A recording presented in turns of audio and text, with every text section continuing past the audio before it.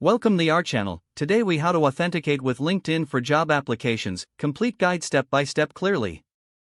To authenticate with LinkedIn for job applications, start by opening your web browser. Navigate to the LinkedIn website. If you already have a LinkedIn account, click on the Sign In button. Enter your email address associated with your LinkedIn account. Type in your password and click on Sign In. If you don't have an account, click on Join Now to create a new one.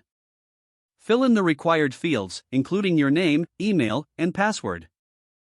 Follow the prompts to complete your account setup. Once logged in, navigate to the Jobs section at the top of the homepage. Use the search bar to find jobs that interest you. When you find a job you want to apply for, click on the job title to view the details. Look for the Easy Apply button if the job allows for quick applications. Click on Easy Apply to start the application process. You may be prompted to upload your resume or LinkedIn profile if you haven't done so yet. Fill in any additional information required by the employer. Review your application for accuracy and completeness. Submit your application by clicking on the Submit button. Make sure to check your email for any confirmation from LinkedIn or the employer. If you encounter any issues, refer to the LinkedIn Help Center for guidance. And that's how you authenticate with LinkedIn for job applications. If the page does not load, refresh the browser or try again in a private or incognito window. Make sure you are using the correct email address, then retype it carefully to avoid small typos. If your password is not accepted, use the reset option and create a new strong password you can remember.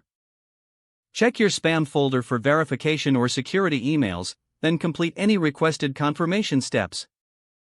Enable two-factor authentication if available to improve account security and reduce unauthorized access risk.